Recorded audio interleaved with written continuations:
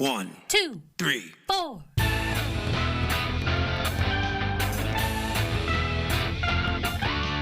Monster movie. Fun time, go! Monster movie. Fun time, go. Monster. Movie. Fun time. Go! Monster movie. Fun time, go. With Precious D and Honeybee. Fun time, go! Ladies and gentlemen, boys and girls, friends and neighbors, welcome once again to 31 Days of Horror.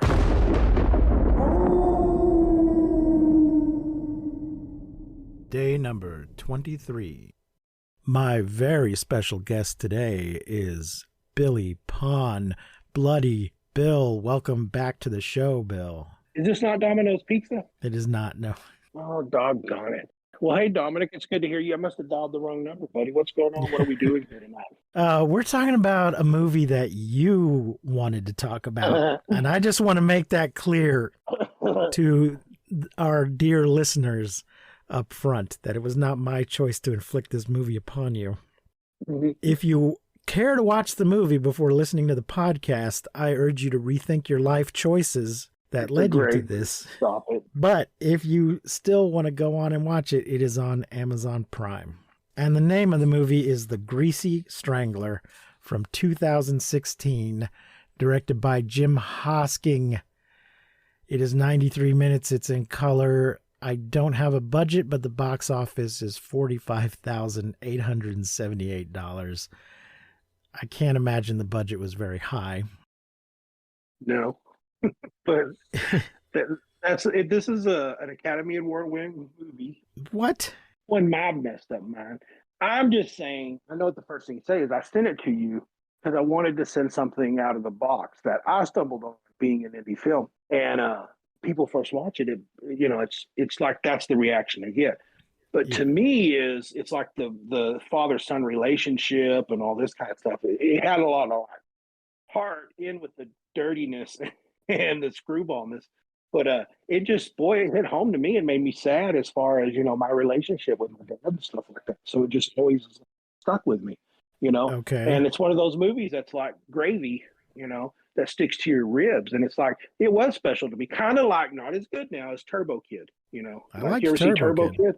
Turbo Kid. I enjoyed Turbo Kid very much. But the thing is the heart, Dominic. It's like that's where all these movies miss these days. Big box office, indie films, shorts from Joe Blow. It's just all the same. They just miss the heart. And the movie to be that screwed up, like The Greasy Strangler, it had a huge damn heart, and it really stuck with me. Okay.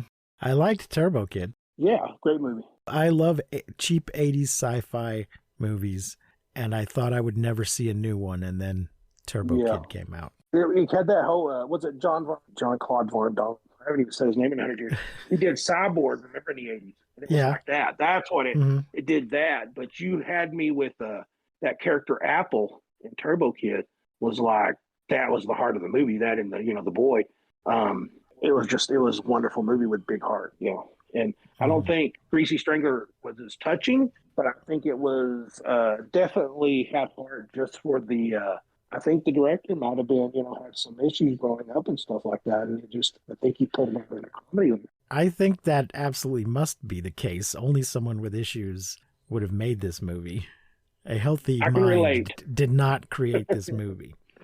Yeah. Let me give a couple of names here. Michael St. Michael's is Big Ronnie. Sky Elobar is Big Braden. Everybody in the movie is called Big whoever. Big, yeah. Elizabeth Durazo is Janet. She's the only one in this movie you might have seen in anything. Really? She was in Eastbound and Down, which I have not really watched, but I have heard of. Yeah, she was in that. Gil Gex is Big Paul, or possibly Gil Gex is Big Paul. Joe David Walters as Oinker. Sam Disanyaki as Indian tourist.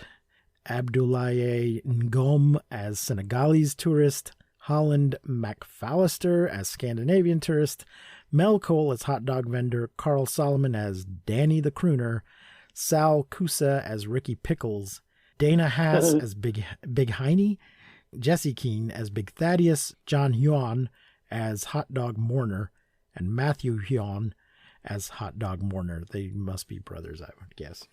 I'm going to quote a review from Letterboxd from user Andrew Jupin. It's like Napoleon Dynamite, The Room, Swamp Thing, and Todd Solondz beat each other to death inside a Tim and Eric sketch, all set to a soundtrack from a Dan Deacon copycat. I don't know who Dan Deacon is, but I just now listened to a few seconds of his music, and yes, I agree. Yes, that's what it is. That little, it's like somebody had a Casio keyboard. And it also reminded me of Napoleon Dynamite, but not in a good way. But in an X-rated way. Yeah. It has the same deadpan, low energy delivery from everyone that Napoleon Dynamite has. We're going to go through the plot, and Billy, you just speak up when any of it triggers anything in your diseased mind. It makes me smile, buddy. It makes me happy. Big Ronnie, a pathological liar who fabricates stories about disco groups like the Bee Gees, runs a disco-themed walking location tour in his town alongside his son, Big Braden, who aspires to be a space fantasy author. This is the summary from Wikipedia. As always, thank you, Wikipedia.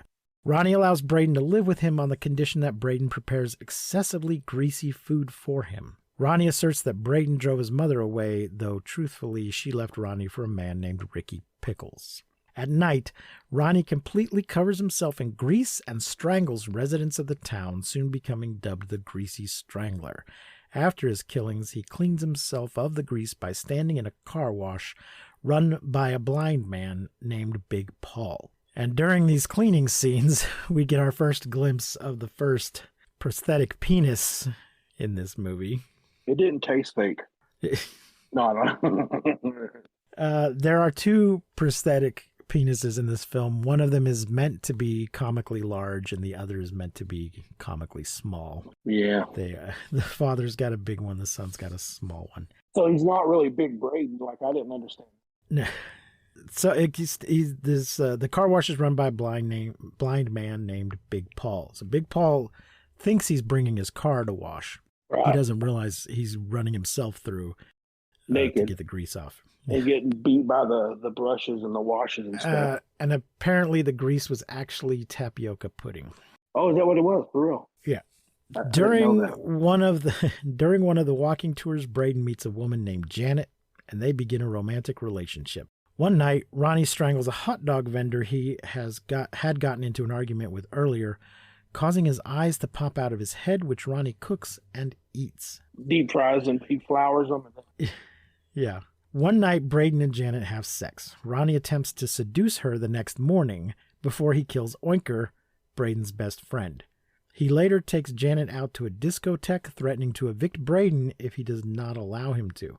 There, Ronnie attempts to kiss Janet, but she resists, saying that she may be in love with Braden.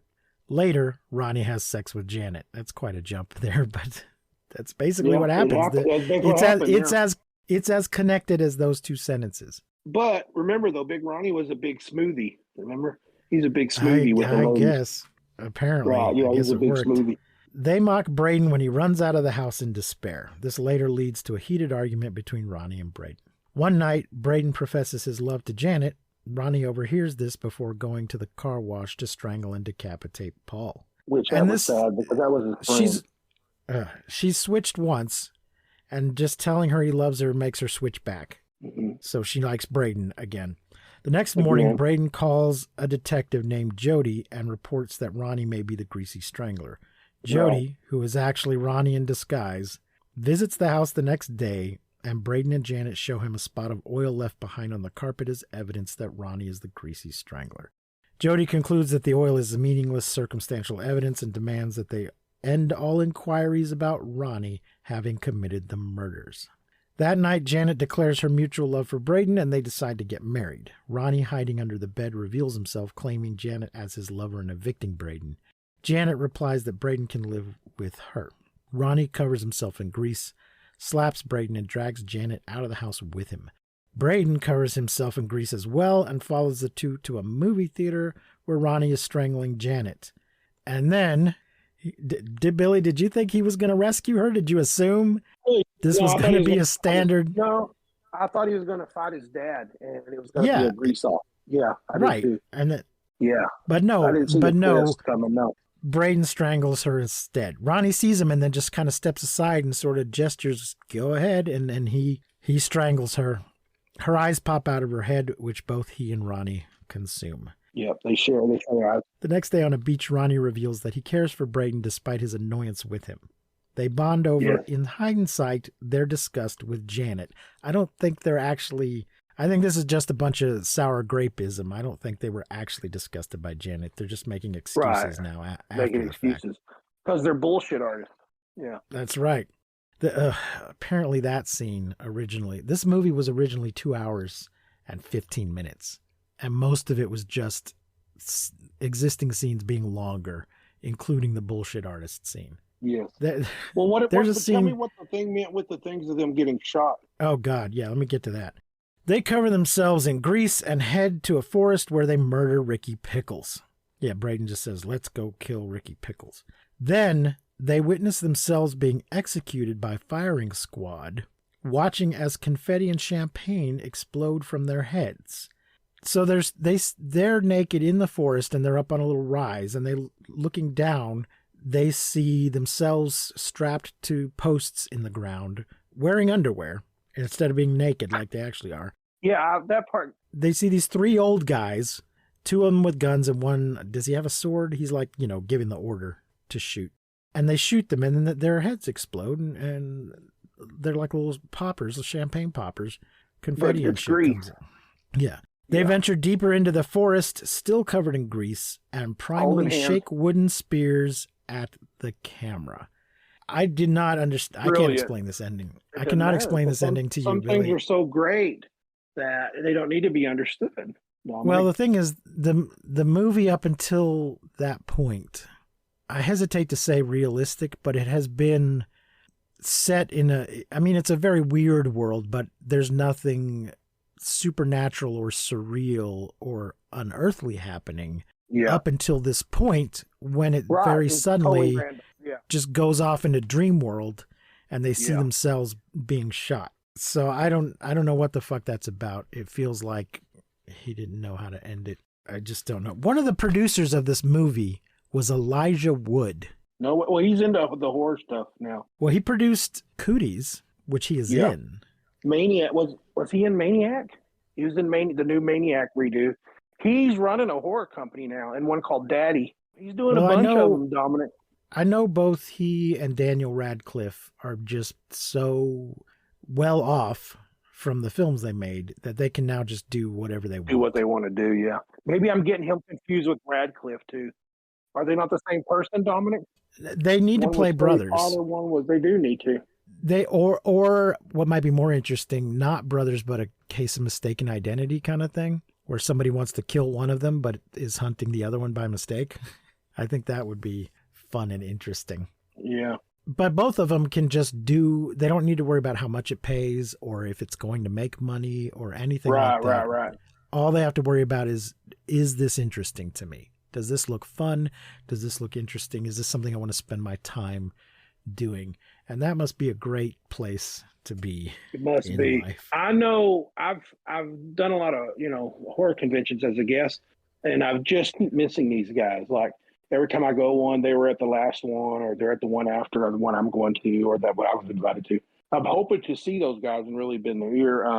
That Michael St. Michael or Michael St. Hubbard or whatever, that dude, man, I love. Big Ronnie was like my favorite. Sky's on my Facebook. He comments on my posts sometimes.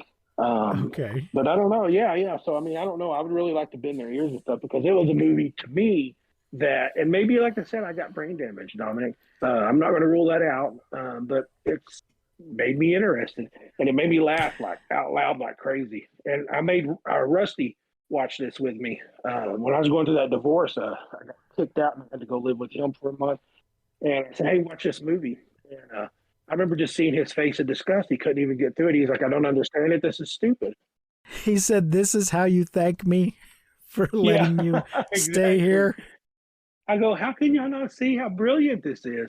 I got some friends that love it and think it's the greatest thing. And I got some friends that just, scratch their head and say, why did you want me to watch this? I don't understand. Do you hate me? But I don't know. I see it as brilliant. And I guess it just takes a lot to move me. And I watch a lot of indie films, Dominic. And I'm going to tell you, like 98% of them are like bad, bad, bad, like hard to get through. So to me on this one, it was a success. And yeah, I've seen another one too called Pieces of Talent. It's not a comedy like this one, but it's like I don't get intimidated too much by indie movies, on my level. But there's just only been a handful of them that just have totally blown me away, and that I consider one of them.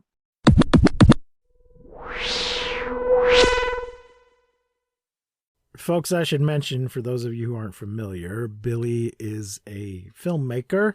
He made a short film, Doll Boy, which I was in, and a feature film, Circus of the Dead, which I was not in. And he's got some things on the burner now. And he's appeared in a couple other people's things as well. Billy, I absolutely hated this movie. This movie was traumatizing for me. As I was watching it, I kept saying to myself, is this a horror movie? Yeah, people are getting strangled, but is it a horror movie? And I mean, it's been described as one. But then I thought, well, it is certainly making me feel uneasy and uncomfortable. So I guess that makes it a horror movie, or it's at least a discomfort movie. Is that a genre? Well, you know Tromaville, right? You know Toxic Avenger, all that stuff, right? Yeah.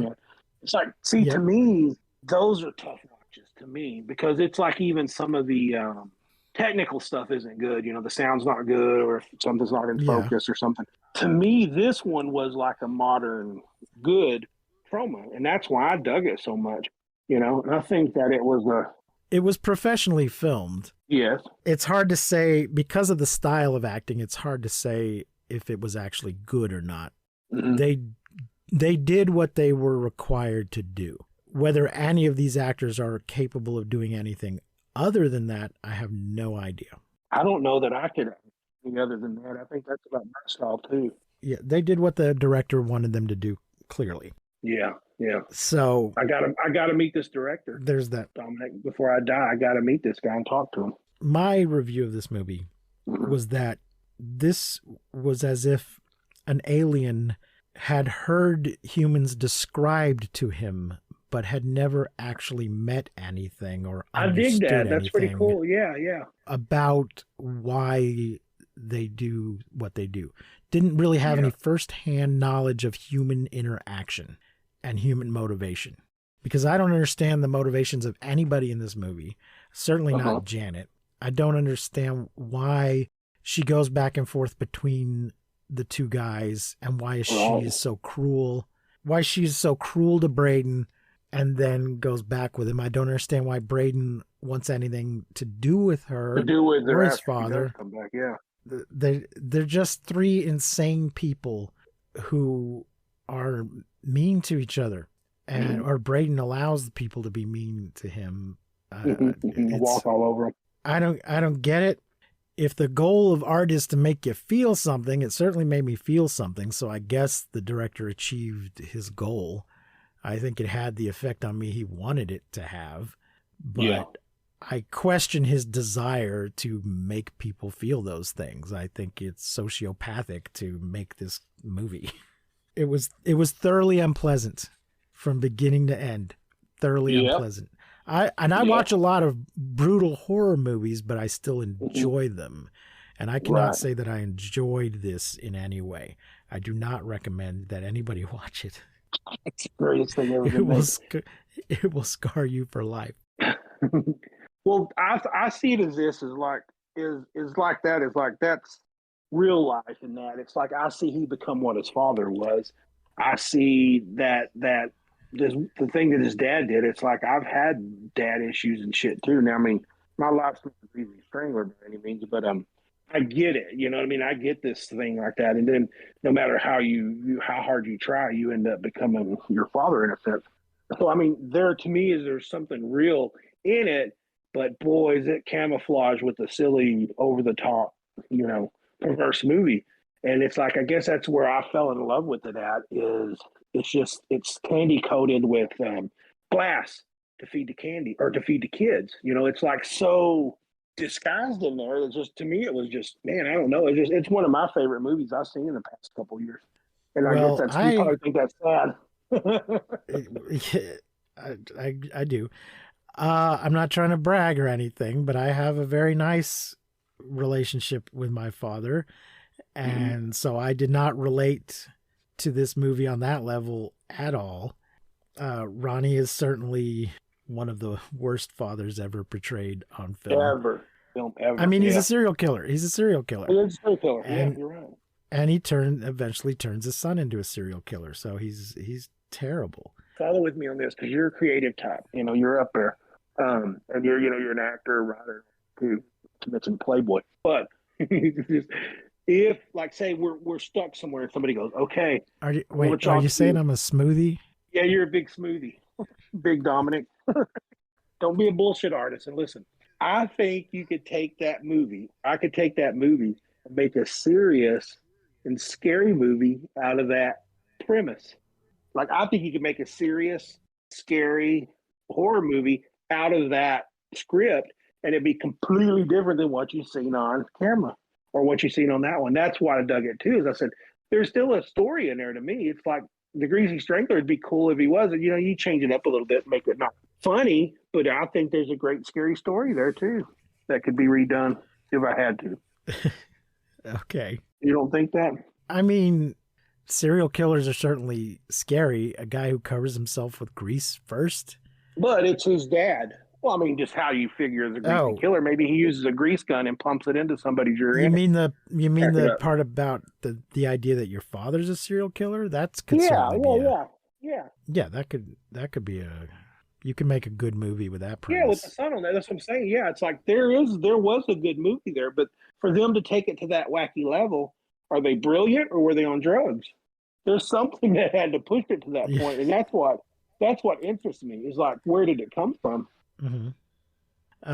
It came from deep-rooted childhood trauma and a questionable sense of taste. I think the guy was hit really bad with trauma. I do. 100% I agree with that too. And bad taste, but that sums it up in a nutshell. Oof. So, Billy, how many out of 5 pumpkins do you give the Greasy Strangler? Oh, you're going to hate me. I judge it because it's indie, but I still say 4 pumpkins. 4? 4 pumpkins in my messed up head. Did you even give it a pumpkin? It seems that I rated it on, Letterboxd. And apparently I gave it 2 for some reason. Maybe just because it was well done. Well, 2 means I didn't like it. Yeah. But 1 means I hated it. 2 means I didn't like it. I guess maybe it was just so impactful I couldn't just give it a 1. Yeah. I did like the music. Yeah. I enjoyed the music. Yeah, I mean, it had that same appeal as Napoleon, but except it was perverse. Whereas Napoleon didn't have any colors in it. I felt like it was, like you said, the same kind of humor, except it was cranked up. Because I don't do the Jeff Dunham stuff. Like people talking about that, I kill you puppets. I don't get it, Dominic. I sit there and look at it like I'm disgusted and horrified with that kind of stuff. So humor is either one or other side of the track, and some of us go down the middle, but I guess I just don't get that kind of stuff. So it takes something over the top to make me laugh, like a diseased, uncircumcised penis. I don't think your choices are either Greasy Strangler or Jeff Dunham. I don't care for Jeff Dunham either. I suspect he might be a racist. Yeah, I suspect that. Yeah. Yeah. But I'm not saying that anywhere out on the interweb. I'm going to go on a sidebar here for a moment. Yeah. There's a principle in comedy that you can do say inappropriate things as long as there's a straight man there to object. Yeah. Somebody to go, hey, now hold on, that's not right. You shouldn't say that. Yeah. Which is what he does with his, but in his case, he's doing both parts because he's a ventriloquist. Oh, yeah. But he's got the old man who says a bunch of inappropriate old man things. And he's got the dead terrorist who has somehow become a hero to people. Yeah. People love that dead terrorist, but I think there's some racism in the creation of that character. Mm-hmm. And I feel like just the desire to make the jokes that the old man makes, even if you're there to object to them and point out how inappropriate they are, that's not coming from nowhere. Those thoughts are in him somewhere, and he feels the need to share those with people. I see what you're saying. Yeah. So Well, I it's don't. a tough line to work. I mean, even Circus of the Dead had some things in it too. And I know the distributor that I got that put it out, like they just put a version on YouTube, and I noticed it the other day that it's an hour 30, even though the movie's an hour 45. So they must have cut some stuff, and I guarantee it's a thing that people do. You know, those racist comments that would come out of Popcorn's mouth and stuff like that. Right. But I got, Dominic, I've been pushing this movie forever, Circus of the Dead, and I hear everything. Some people come and talk to me, and I've got, white friends, say maybe white, weird friends that, say, well, I mean, the part scared me was when the interracial thing screwed them up in the head. It's like, we're still living in the Stone Ages with that stuff, and it's like sad. Mm-hmm. Well, I also sometimes I'm watching a movie and one of the characters will say something that's kind of racist or kind of sexist. And then you go, oh, wait a minute. He's the bad guy. This character is the bad guy who's saying these things. So why should I be? He just killed a bunch of people, but I'm shocked that he said something racist. Something bad. Yeah. Isn't that crazy? But they root for the bad guy too now. That's the coolest role in a movie usually is the bad guy. Yeah. So, context does matter, but I think Jeff Dunham might be a racist. Yeah, it's like you might be a racist if your name is Jeff Dunham. I'll tell you this, though, is like, go back to Greasy Strangler and all this stuff is, though, you know what, Jeff Dunham, do your thing, do what you got to do. If it's deemed something or if it goes something over the top, then let it befall what reap what he's sown. But, do your art, man. It's like, that's what I say, do your art. And we have we can watch it or not watch it. If it's publicly pushed in your face, then that's not cool. But, what you know what I'm saying? Like some of those movies don't stretch well either these days from the 80s or the 70s. And you watch those now, you think, wow, they're pulling those off the shelf left and right now because of what they said, But I don't know where it is, though, Dominic. It's tough.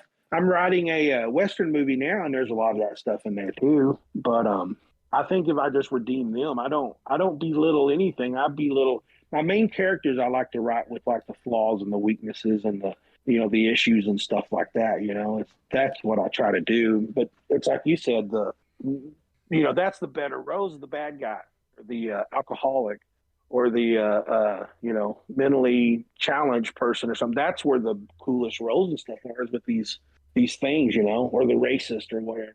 What do you do though? Do you stop making those kind of movies? Do you show people how it was? I don't know. It's just.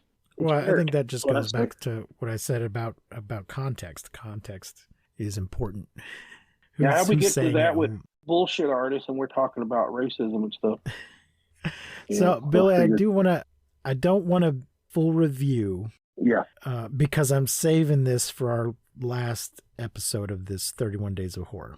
Okay. But you're my only guest who's like really, really into horror. So I just want a quick thumbs up or thumbs down on Halloween Ends. If you push me to just one of those two and not in the middle, I'd say thumbs down. Okay.